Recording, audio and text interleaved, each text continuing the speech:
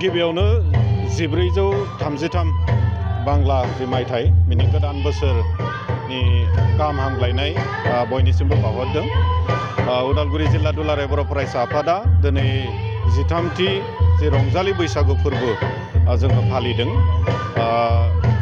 2010 मायथाइनिफ्राय दुलाराय बर' फरायसा आफादा बे बैसागु फोरबोखौ मोनसे माहारियारि फोरबो हिसाबै फोसावनानै मुलुग दरबाराव बेखौ गायसननायनि जि थांखि लाना खामानि मावनाय बै समनिफ्रायनो 2010 मायथाइनिफ्राय उदालगुरि जिल्लाया बेखौ जिल्ला नाङै गासै मोन 22 दखरा आफादफोरखौ लानानै जिल्लानिनो मेलेमजिबि आरो साफ्रोमबो गेदेमा सुबुंफोरखौ जों गथायसे लिंथुमनानै बे रंजालि बैसागु फोरबोखौ रंजानायजों लोगोसे बर'नि जि माहारियारि फोरबो बे फोरबोखौ मुलुग दरबाराव दुलाराय बर' फरायसा आफादनि थांखि बायदियै बेखौ गायसनलांनायनि असिलायै जों बे फोरबो फालिबोबाय थानाय जादों आरो देग्लाय जोङो 13थि खेबनि थाखाय जों बेखौ फालिदों।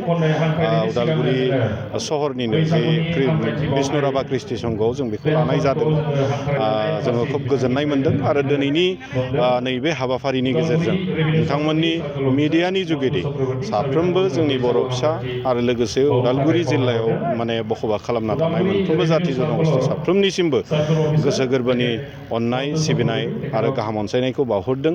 नैबे 1433 जि बांला जि मायथाइ बिनि जि गोदान बोसोर बे जोङो आगान सुरनायजों लोगोसे बयनिबो जिउआव गोग्गो देहा सोलेर लोगोसे बयनिबो जिउआव जौगानाय जाय जेखि बिथिङावनो थाया मानो सोरबा आफाद दैदेनबाय थादों, सोरबा फालांगि मावदों, सोरबा साख्रि बाख्रि मावदों, सोरबा राजखान्थि बिथिङाव खामानि मावगासिनो दङ।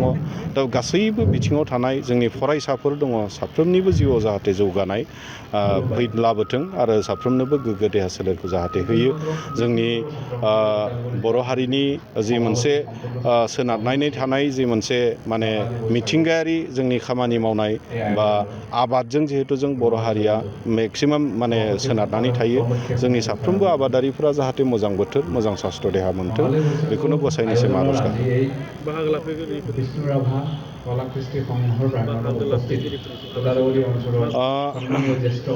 जोंनि बेयावहाय बाहागो लादों दुलाराय बर' फरायसा आफादनि लोगो गाहाय नेहाथारि दिनेश ब्रह्म आदा बिथां जोंजों लोगोसे बे हाबाफारियाव बाहागो लादों।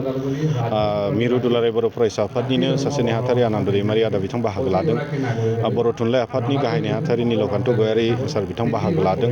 लोगोसेनो जोंनि दुलाराय बर' फरायसा आफादनि बारग' आफादगिरि सार दिपेन बर' बिथाङाबो जोंजों लोगोसे बाहागो लादों आरो जिल्लानि सिङाव थानाय जिल्लानि गुबुन गुबुन आफाद जेरै बर' थुनलाइ आफाद, दुलाराय बर' हारिमु आफाद, ट्राइबेल संघ, आगसुनि, आबोबनि, आसुनि आरो गुबुन गुबुन आफादफोरखौ जों हांख्रायनाय जादोंमोन आरो थिग बे लेखायैनो साफ्रोमबो दिनै बेवहाय बाहागो लाफैदों आरो माखासे अफिसियेल्सफोरखौ जोङो हांख्रायनाय जादोंमोन। थिग बे लेखा जोंहा माखासे अफिसार्सफोरबो बाहागो लादों।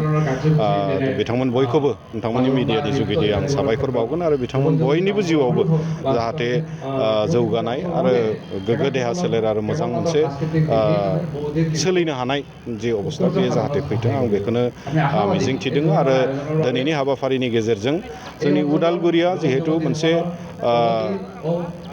बिटिआरनिनो सिङाव बयनिख्रुइ मोनसे गोजोन मोनसे जिल्ला होनोब्लाबो भुल गैया।